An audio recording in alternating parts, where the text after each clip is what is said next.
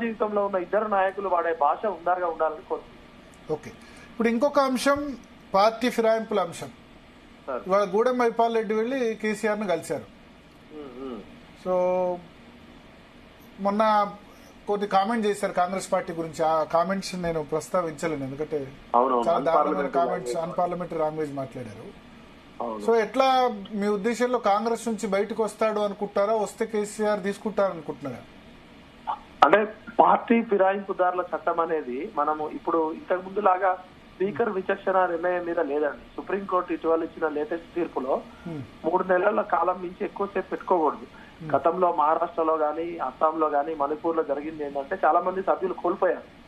ఇప్పుడు వీళ్ళ భయం ఏంటంటే ఎవరైతే పార్టీ మారారో ఆ నియోజకవర్గ అభివృద్ధి పేరుతో వాళ్ళందరికీ సుప్రీంకోర్టు స్పీకర్ గారి ఆఫీస్ కూడా నోటీస్ పంపించినట్టుంది. ఖచ్చితంగా పోతుందనే భయంతో వీళ్ళు పిల్లి మొగ్గలు వేస్తున్నారు. ఇప్పుడు అయారాం గయారాం అంటారు. గతంలో కాంగ్రెస్ పార్టీలో ఒకే రోజు రాత్రి ఒక గయారాం అనే వ్యక్తి 3 పార్టీలు మారింది. అయారాం గయారాంలు రోజు రోజుకి పెరుగుతున్నారు. అంటే ప్రజాస్వామ్య వ్యవస్థని, ప్రజలు వేసిన ఓట్లని అవమానం చేయడము, అల్టిమేట్ గా ప్రజల ఓటు హక్కుని అవమానం చేయడం. దీనిలో ఇప్పుడు ఒకటి బీఆర్ఎస్ అడుగుతానేమో మాకు రాజశేఖర రెడ్డి టైంలో 10 మంది ఎమ్మెల్యేలని కాంగ్రెస్ పార్టీ అప్పుడు డిస్టర్బ్ చేసిందని వాళ్ళు అంటారు. కాంగ్రెస్ అడుగుతానేమో మా రెండు సార్లు మా పార్టీని చీల్చారు కదా. 2014 నుంచి 18 మధ్యలో ఒక 5-6 ఎమ్మెల్యేలు తీసుకున్నారు. మొన్న అయితే పూర్తిగా విలీనం చేసేసుకున్నారు 13 మంది అని వాళ్ళు అంటారు. బీఆర్ఎస్ ఏమో విలీనం అన్నది రాజ్యాంగబద్ధాన్ని అనుమతి ఇచ్చిందని వాళ్ళు అంటారు. అసలు ఈ మొదలు పెట్టిందే ఫిరాయింపులు అనేది కాంగ్రెస్ పార్టీ, రాజశేఖర రెడ్డి టైంలో మమ్మల్ని తీసుకున్నారు కదా అని వాళ్ళు అంటారు.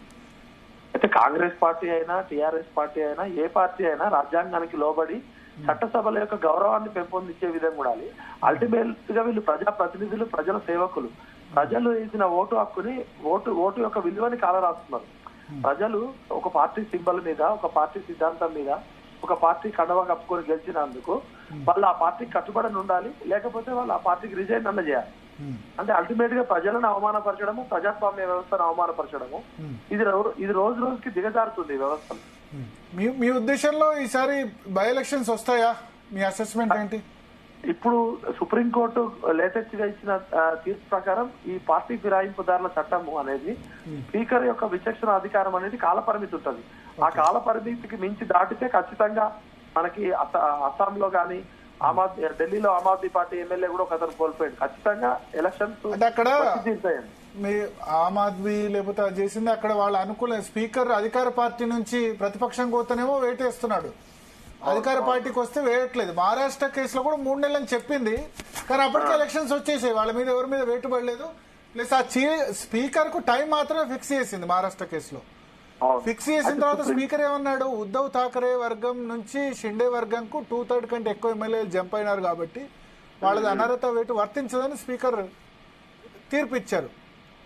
స్పీకర్ ను నిర్ణయం తీసుకునేందుకు మాత్రమే కాలపరిమితి చెప్పింది మహారాష్ట్ర. స్పీకర్ విచక్షణ అధికారం అనేది గతంలో చూసాము, ఒక టర్మ్ మొత్తం అయిపోతుంది. ఇప్పుడు అల్టిమేట్ గా ప్రజలకి రెస్పాన్సిబిలిటీ ఉండాలి కదా.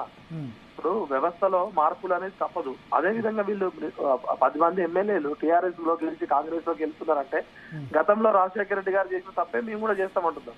కేసీఆర్ గారు అదే కంటిన్యూ చేసారు, ఇప్పుడు కాంగ్రెస్ కూడా అదే కంటిన్యూ చేస్తే అల్టిమేట్ గా వీళ్ళు ఎవరిని అవమానం చేస్తారు? ప్రజలను అవమానం చేసినట్టే కదా. నియోజకవర్గ కాంగ్రెస్ ఆ విధంగా చేయకూడదు అంటారు. ఈ విధంగా అది కరెక్ట్ కాదు కదండి. కానీ వాళ్ళు ఏమంటారంటే మా ప్రభుత్వాన్ని కూలగొట్టాలని అక్కడ ప్రయత్నం జరుగుతుంది, రాగానే 5 ఏళ్ళు ఉంటుందా లేదా అని అన్నారు, డీస్టెబిలైజ్ చేయాలనుకున్నారు, అందుకనే తీసుకున్నాం అంటారు.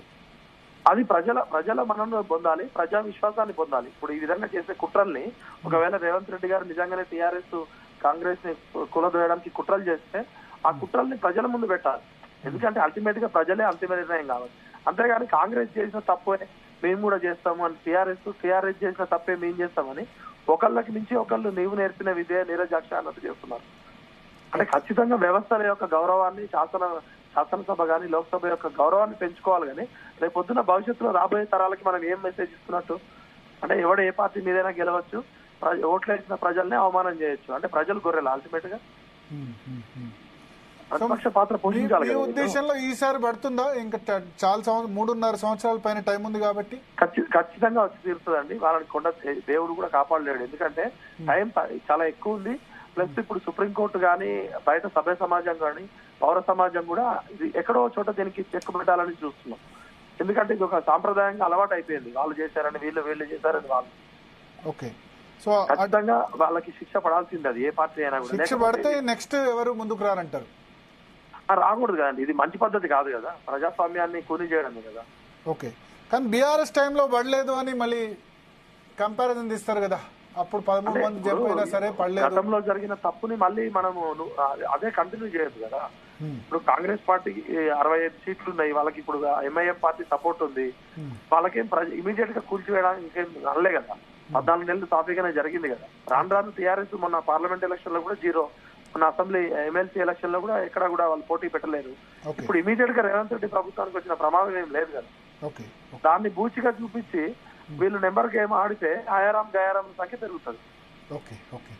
ఖచ్చితంగా అది house of leader of house కానీ లీడర్ ఆఫ్ అపోజిషన్ కానీ ఇద్దరు కూడా ప్రజాస్వామ్యానికి బాధ్యులు, రాజ్యాంగం కట్టుబడి ఉండాలనేది మనం కోరుకోవాలి. ఓకే, థ్యాంక్ యూ విఠల్ గారు. సో మొత్తానికి స్పందన అల్టిమేట్ గా ఇప్పుడు